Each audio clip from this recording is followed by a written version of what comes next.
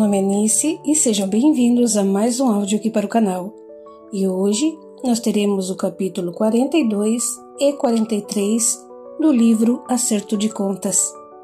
Mas, antes de eu iniciar, eu conto com o seu apoio ao canal, curtindo, comentando, compartilhando.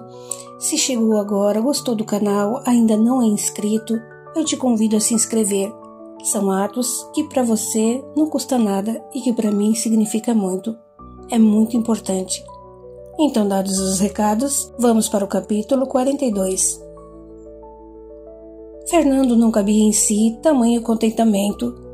Também pudera. Passara por um período difícil. O dinheiro da rescisão estava chegando ao fim e ele não queria depender de ninguém.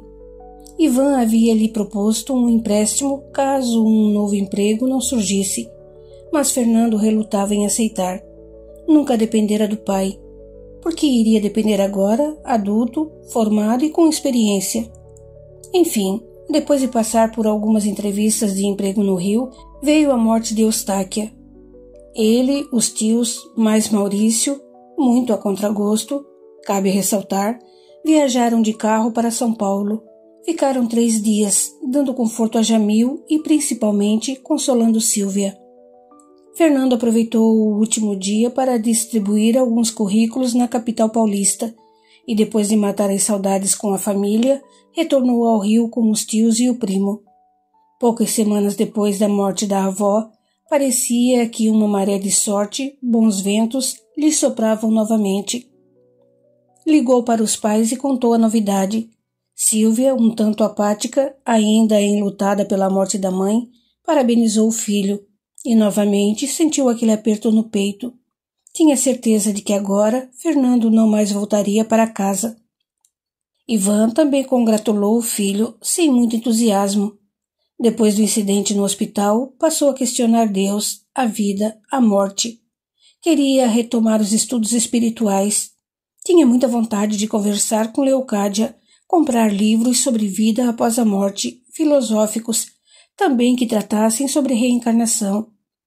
A morte de Cláudia, durante a cesárea, a conversa que ela tivera com ele antes de iniciarem os procedimentos cirúrgicos, tudo o deixara perplexo. Depois, tivera de encarar e dar a triste notícia ao marido dela. Outro golpe duríssimo. Não tinha sido fácil. Por conta de tudo, Ivan estava muito sensível naquelas últimas semanas.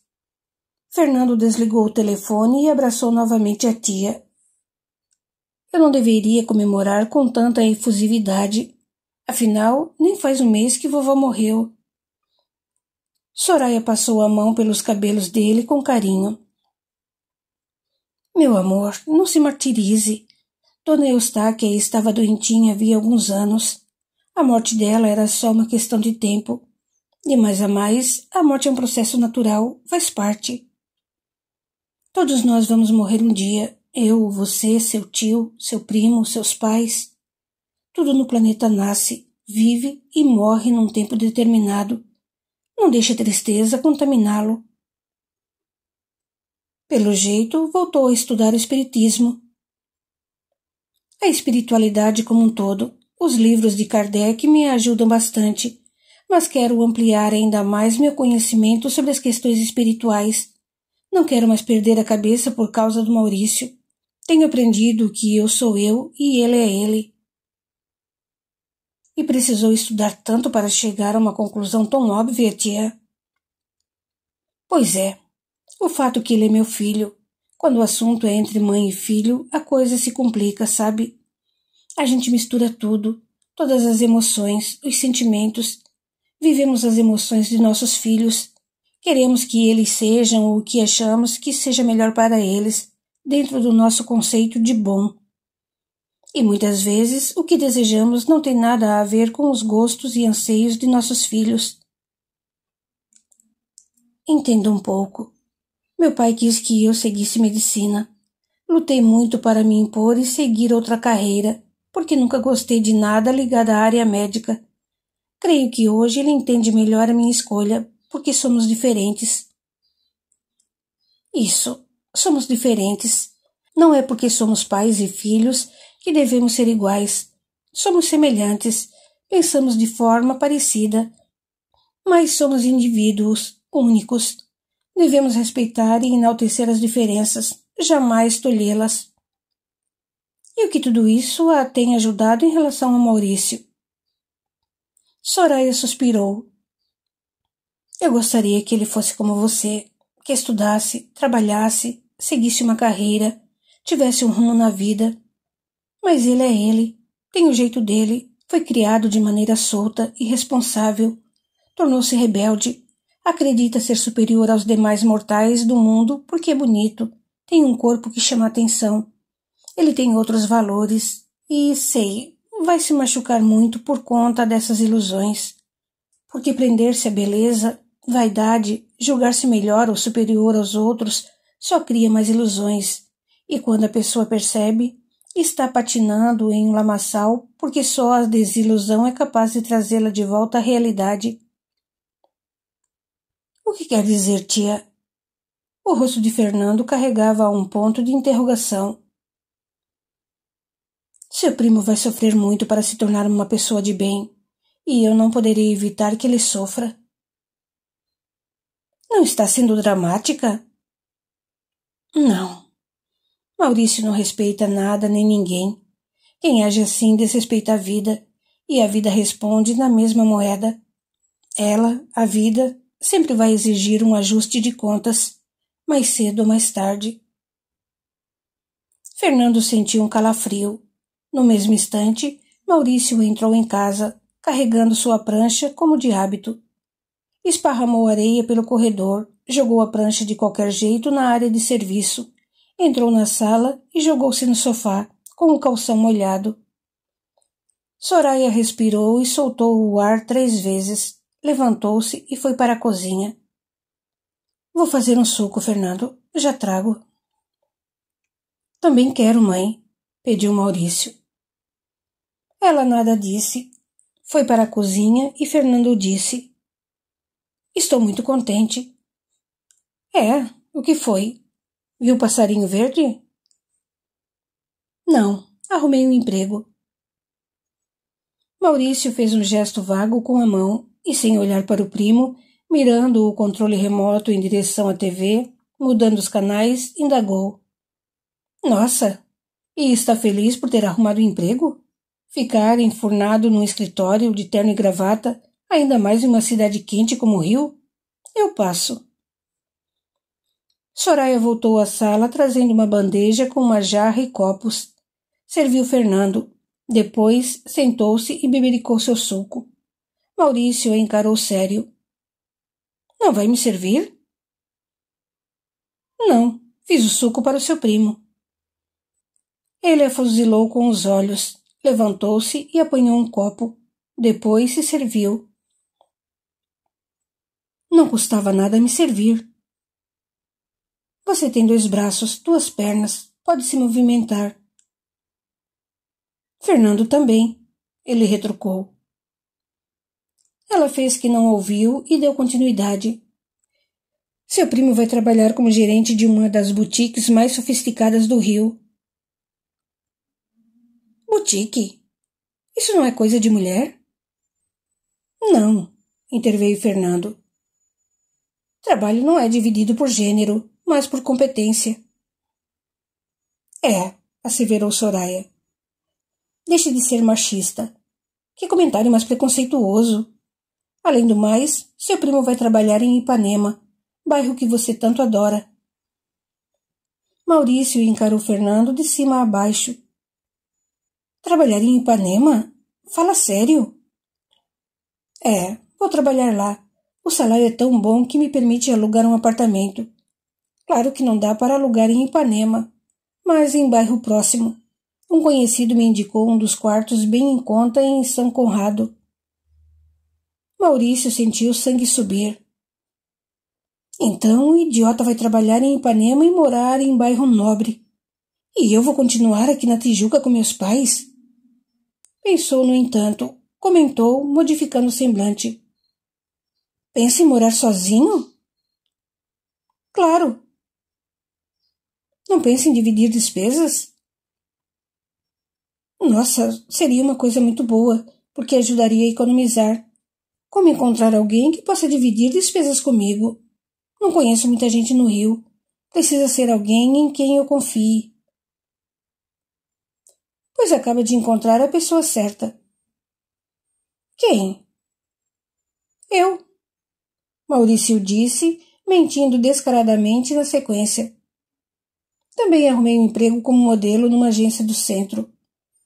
Acho que chegou a hora de eu cortar o cordão umbilical e seguir minha vida. Fernando ficou surpreso com a novidade. Soraya levou a mão ao peito e quase engasgou com o suco. Pressentiu o cheiro de confusão no ar. Capítulo 43.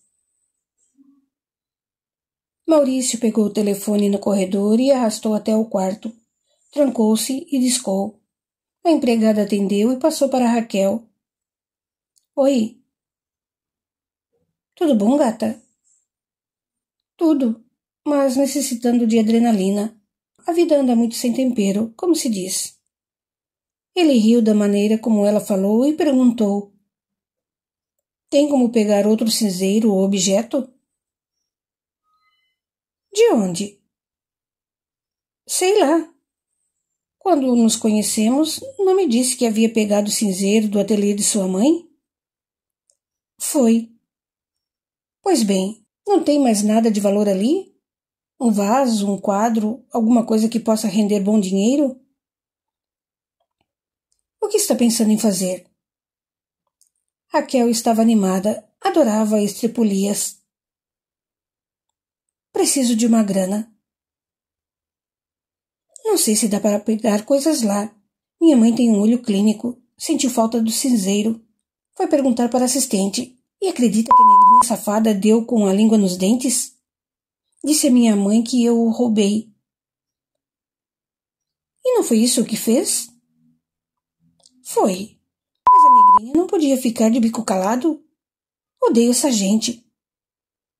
Maurício nada disse.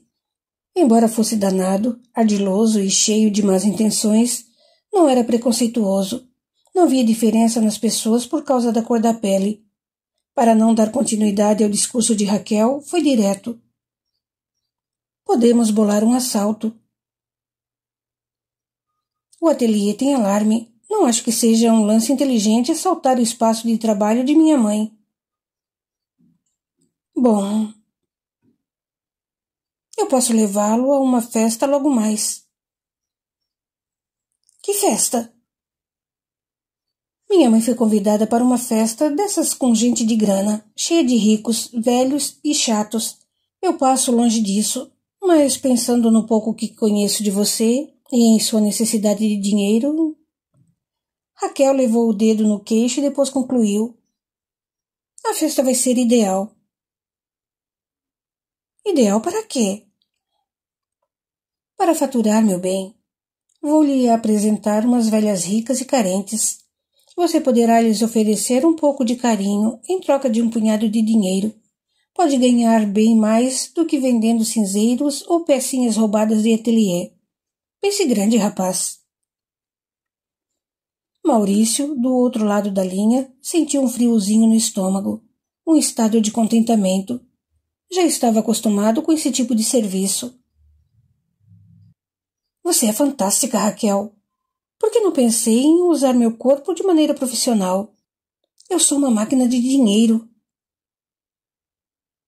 Já havia me dito que fez uns programinhas. Eu saí algumas vezes para ter dinheiro imediato, mas nunca pensei em me tornar um garoto de programa. Meu amigo, você pode se tornar um garoto de programa fino e sofisticado. Seu corpo atlético e bronzeado vale muito. Esse rostinho bonitinho vale bem mais que uma aplicação na poupança ou no overnight. Qual é o traje? Social despojado. Quanto mais despreendido de protocolo, mais elas gostam. Você tem bom gosto. Arrume-se. Encontre-me na esquina do ateliê às 8:30. O resto fica comigo. Está certo. Beijo. Maurício desligou o telefone e suspirou contente.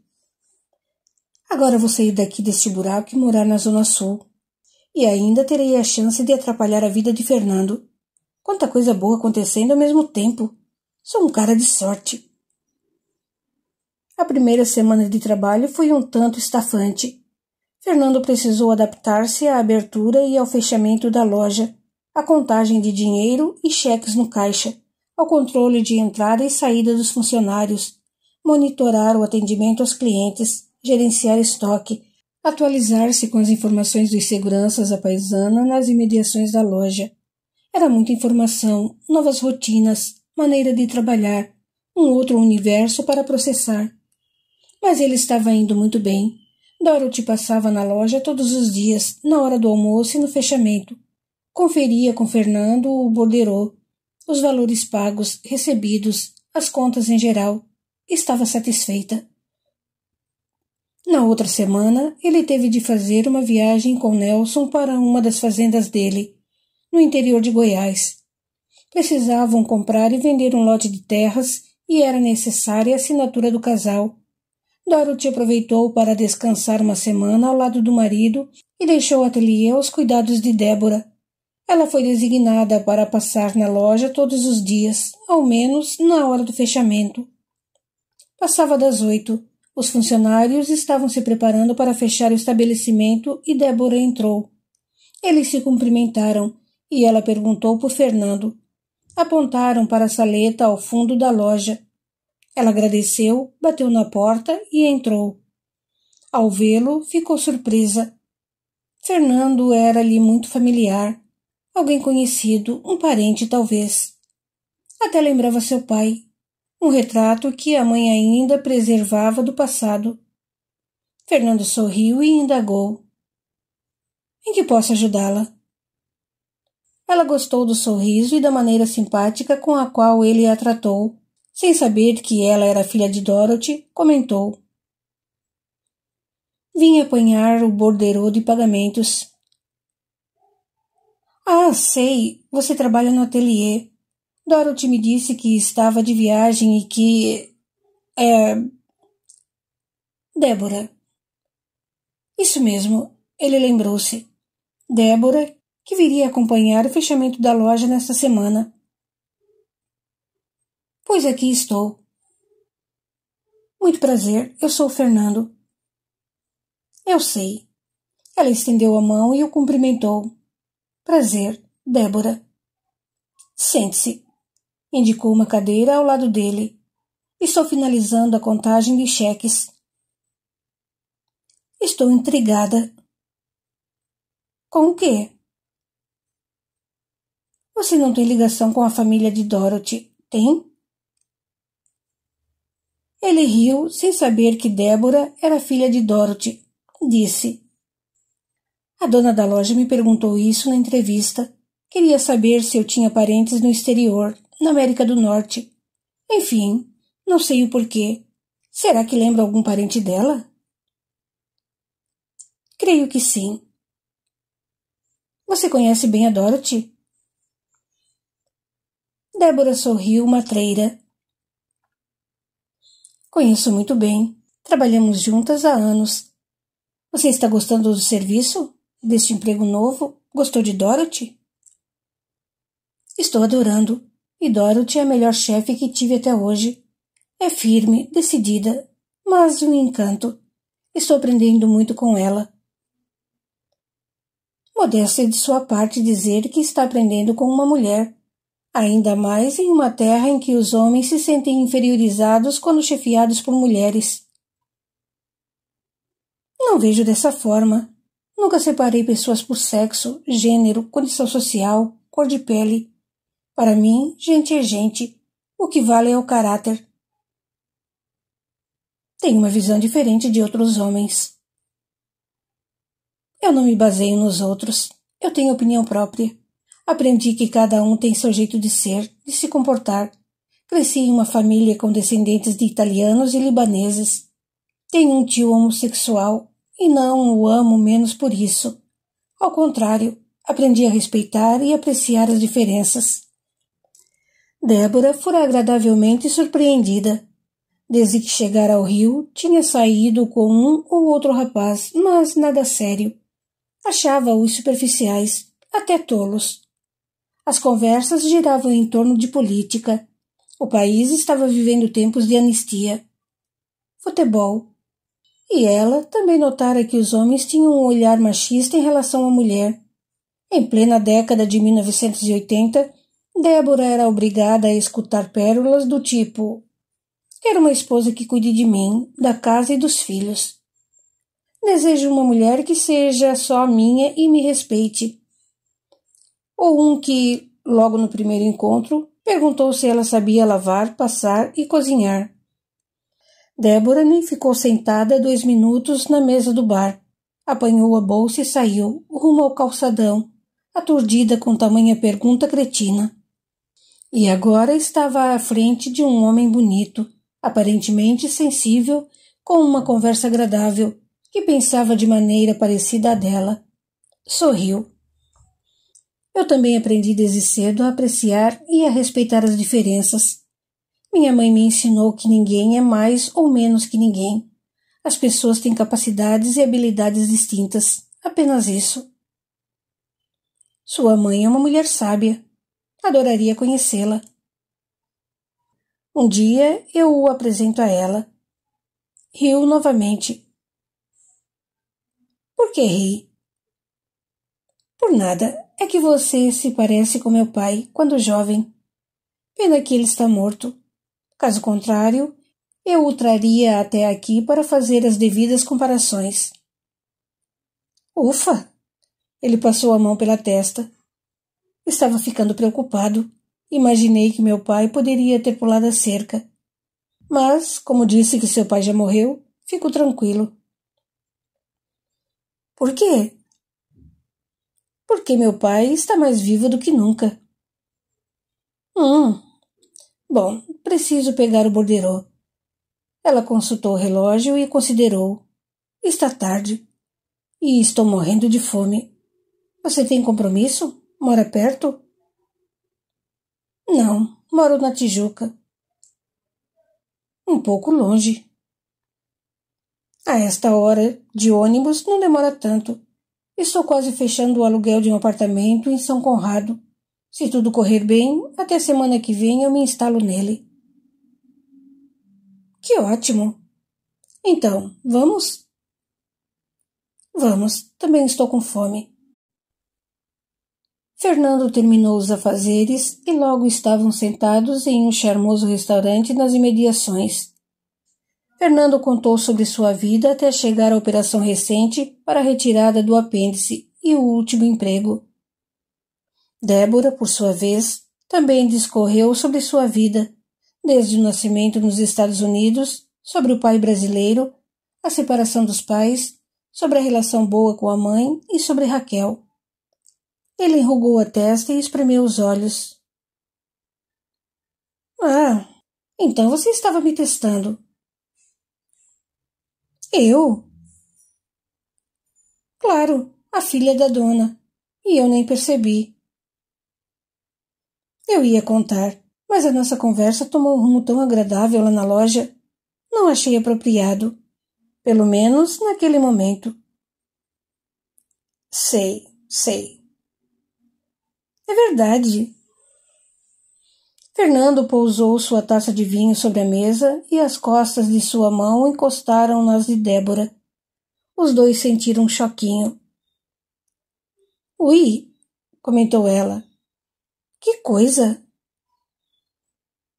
Eletricidade pura. Você lembra tanto meu pai? Desculpe bater tanto nessa tecla. Parece obsessão, mas não é. Vou procurar uma foto dele lá em casa, antiga. Tenho certeza de que ao vê-la, você vai me entender. Se você diz, eu acredito. É impressionante essa semelhança.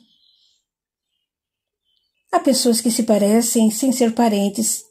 Vejo o caso de atores que se caracterizam para representar determinados personagens que marcaram a história.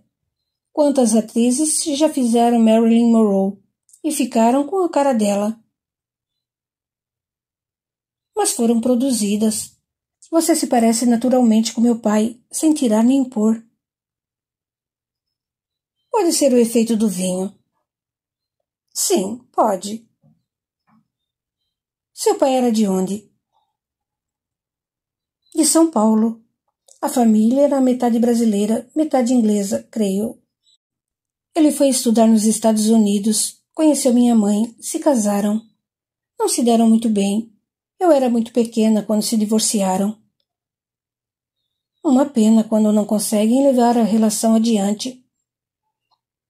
Criamos expectativas, queremos que a relação perdure por toda uma vida, sem enxergar o fato de que tudo na vida, até nós, apontou para os dois ao mesmo tempo.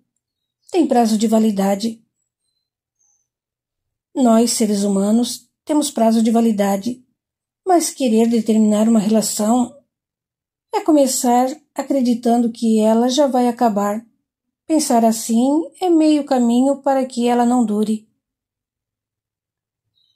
Engano seu, protestou Débora, bebericando seu vinho. Os objetos têm prazo de validade, os animais, as construções, os bichos, as árvores, até as estrelas morrem. Pode acontecer de um relacionamento durar por toda uma vida? Pode. É regra que todos tenham de seguir essa linha de raciocínio, ou seja, durar para sempre? Não. Há pessoas que se dão bem convivendo com uma única outra por longos anos. É. Ele a encarou de maneira enigmática e Débora prosseguiu. Há pessoas, contudo, que precisam trocar mais experiências, conviver com mais pessoas. Daí terem alguns relacionamentos ao longo da vida. São pessoas que precisam encontrar, digamos, vários amores. Tem uma maneira peculiar de enxergar a vida, os relacionamentos. Talvez tenha aprendido cedo demais a encarar a realidade das relações afetivas. Meus pais se separaram com poucos anos de casados. Eu era muito novinha. O meu pai era mais volúvel e minha mãe era mais centrada, focada no trabalho, na realização profissional. Tem saudades de seu pai? Para ser sincera, não sei. Como não? Porque convivemos muito pouco. Eu cresci longe dele, e ao atingir a adolescência, tentei uma reaproximação, mas nos falávamos apenas 2 ou 3 vezes ao ano, por telefone. Eu raramente o vi. Ele cuidava da minha irmã caçula. Também vivemos separadas. Agora que ele morreu, estamos tentando conviver. Raquel não é uma pessoa fácil. Qual era o nome do seu pai? Olavo. Conversaram mais um pouco. Depois de terminada a refeição e de pedirem a conta, caminharam pelo calçadão e Débora quis levar Fernando até em casa. Imagine, não se deu o trabalho. Por quê?